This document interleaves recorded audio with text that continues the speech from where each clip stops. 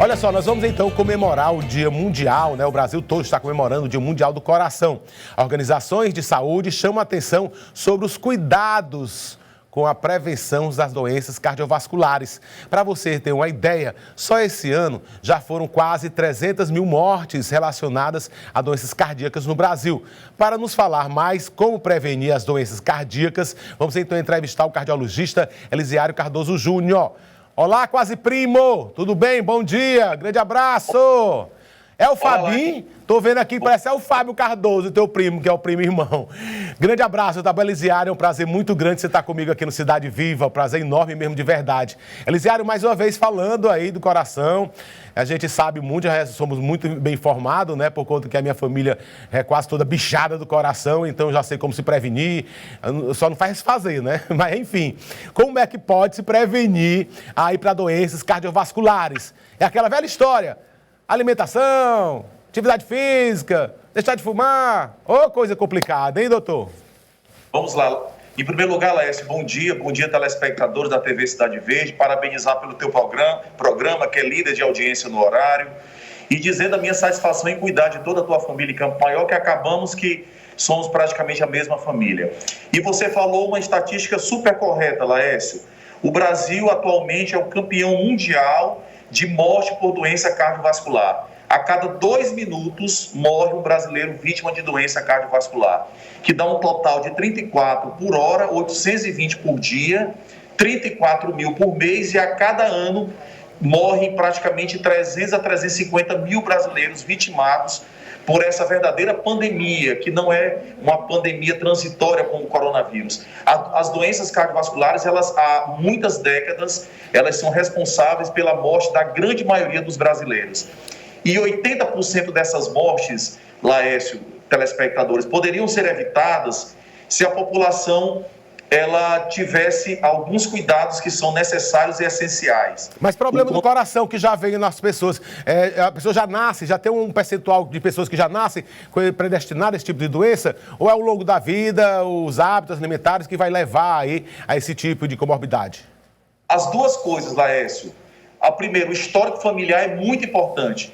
Se você tem parentes do primeiro grau, ou seja, pai ou mãe, no caso pai, que tenha tido um infarto, um derrame ou morte súbita antes dos 55 anos, e se você tiver uma mãe que teve também infarto, derrame ou morte súbita antes dos 65 anos, você pode dizer, olha, eu tenho um fator predisponente genético para ter infarto, para ter um derrame, para ter morte súbita. Bom, além do fator genético, nós temos também os fatores ambientais, né? Esses fatores são os velhos fatores de risco: hipertensão arterial, o diabetes mellitus, o colesterol elevado, paciente obeso, paciente sedentário, paciente que não pratica atividade física. Então, todos esses fatores, se não adequadamente controlados, o tabagismo, que tem que ser imediatamente abandonado, o consumo do álcool tem que ser moderado.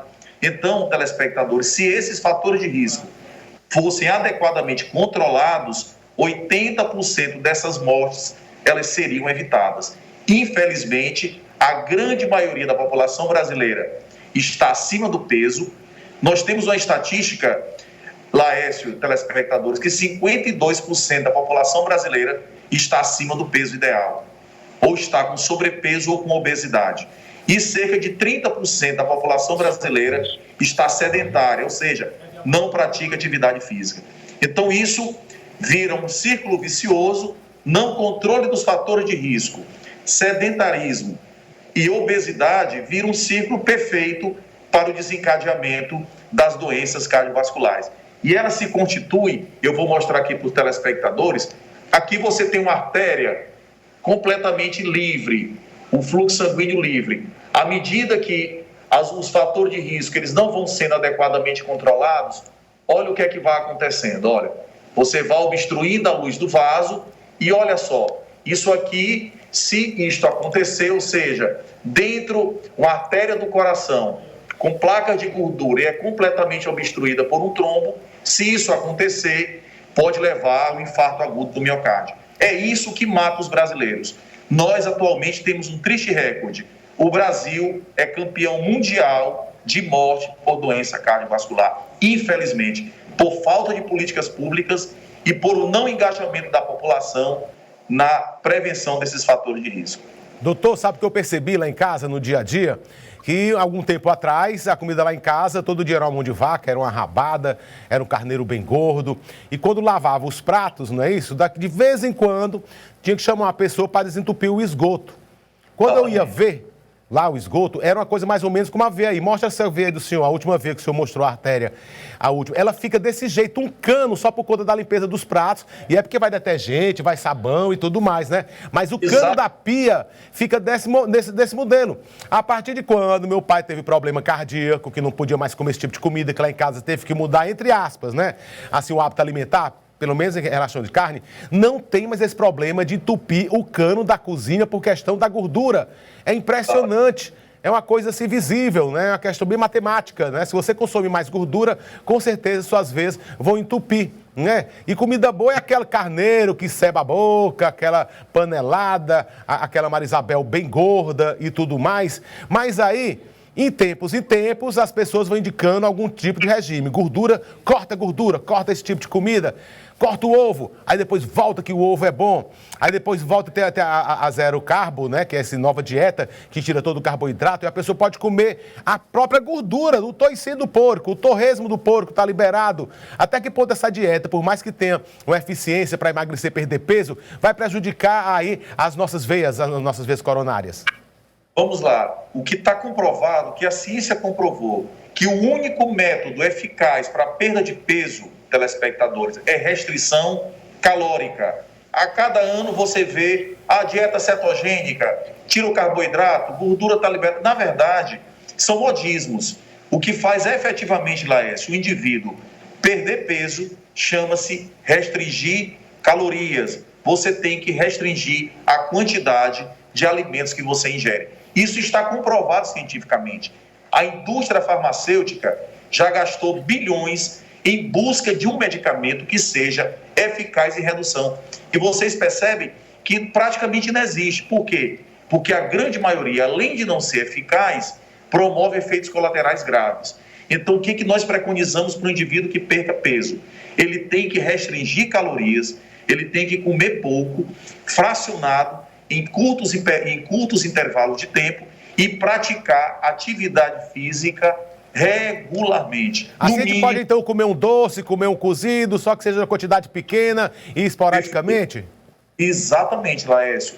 Tudo em pequenas quantidades associado à atividade física. Não tem segredo. O segredo é isto, é pôr o corpo em movimento e tudo que for comer de maneira moderada e em pequenas quantidades. O indivíduo vai perder o peso, com certeza. Então, os modismos, vocês percebam que a cada ano existe, tem a dieta cetogênica, outra, a dieta agora que libera gordura, a dieta do beta-HCG. Então, percebam que tem as mais variadas. Na verdade, não funciona. O que funciona efetivamente, isso está comprovado cientificamente, é restringir calorias. Se não restringir calorias, não há mágica. O indivíduo não vai perder. Agora, é interessante também, telespectador, dizer algo bem claro. Em se tratando de colesterol, o indivíduo que tem também alteração de colesterol, 70% a 80% é o próprio organismo que produz. Então, diferentemente do que pensa a população de achar que o colesterol todo do nosso organismo provém só da dieta, não é verdade. A grande maioria é o próprio organismo também que produz. A dieta contribui somente não, porque também é uma quantidade razoável, com 20% a 30% desse total, o que também é importante na redução. Agora, por vezes, além de controlar a hipertensão com medicamentos, tem que controlar o colesterol também com medicamentos. E isso é importante dizer à população que, uma vez usar medicação para o colesterol, medicação para o diabetes, medicação para a hipertensão, tem que ser contínuo. Mesmo que volte às taxas normais? Mesmo que volte, é porque o remédio está controlando. Colesterol alto não cura, controla. Hipertensão não cura, controla. Diabetes não cura, controla. Ou seja, são doenças controláveis, não são doenças curáveis. E pode ser controlado só com atividade física, com reeducação alimentar, como a gente falou antes, comendo de tudo um pouco, e atividade física. As taxas também podem ficar corretas? Excelente colocação, Léo. Pode, mas desde que seja uma dislipidemia bem leve. Existem colesterol que está num nível bem elevado que não vai ter jeito. Então, se você tiver um colesterol ruim, que é o LDL, discretamente alterado, limítrofe, dá para controlar com dieta e atividade física. Agora, chega um determinado ponto e nós já sabemos que se você tem, uma dica, o LDL colesterol, que é o colesterol ruim, maior ou igual a 190, é mandatório o uso de estatina para o resto da vida. No caso, os medicamentos para o colesterol. Ah, doutor, controlou, vou suspender. Pode usar 10, 20, 30 anos. Parou de usar, o colesterol vai subir. Então, é necessário, lógico, a dieta e a atividade física também. É a tríade.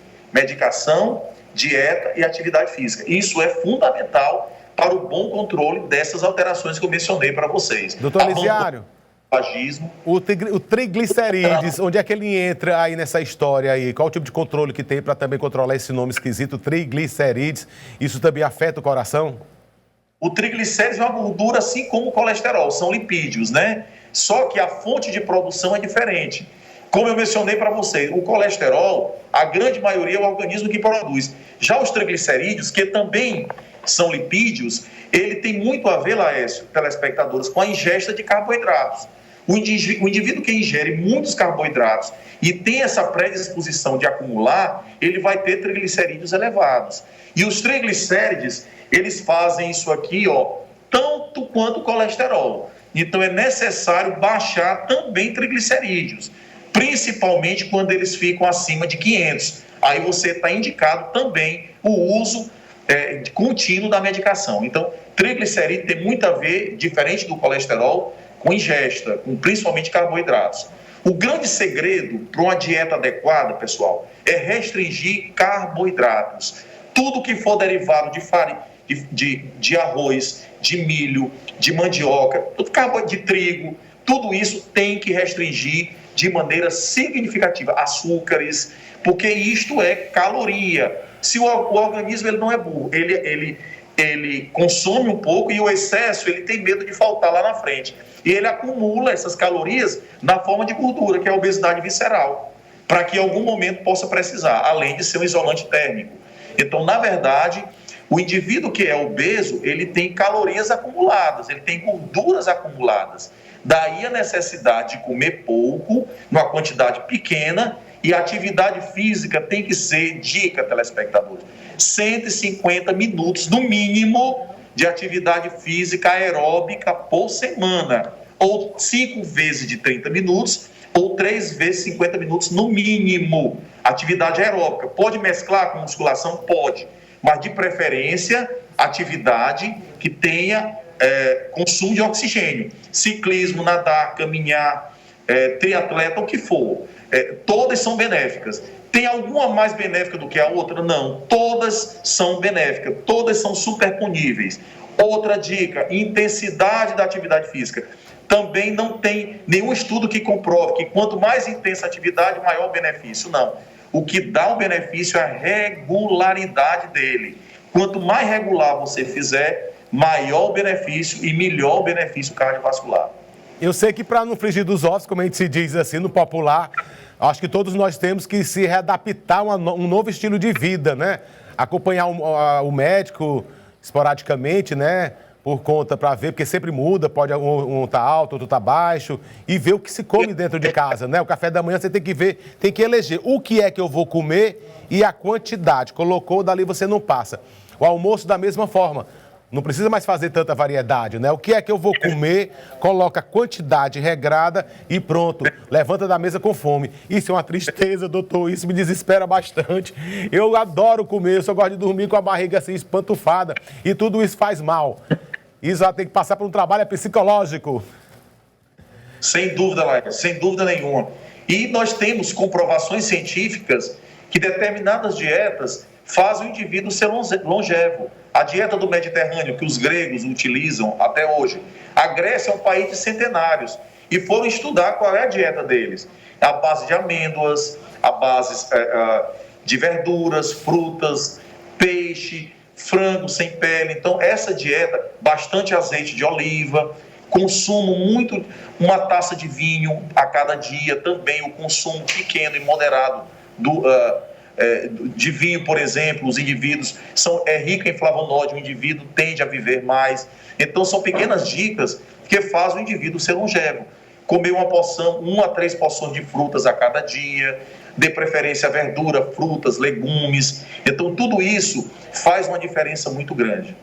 Doutor Elisiário, muitíssimo obrigado por mais uma vez participar aqui do Cidade Viva, esclarecer aí os telespectadores do programa, assuntos interessantes, relevantes, como esse que o senhor traz pra gente, a gente aborda hoje, tá bom? Grande abraço pro senhor e bom dia. Prazer muito grande estar de volta à TV Cidade Verde e por essa audiência maravilhosa, espero ter sido útil. Um grande abraço, meu parente, tudo de bom. Valeu, até mais, grande abraço mesmo, doutor Elisiário.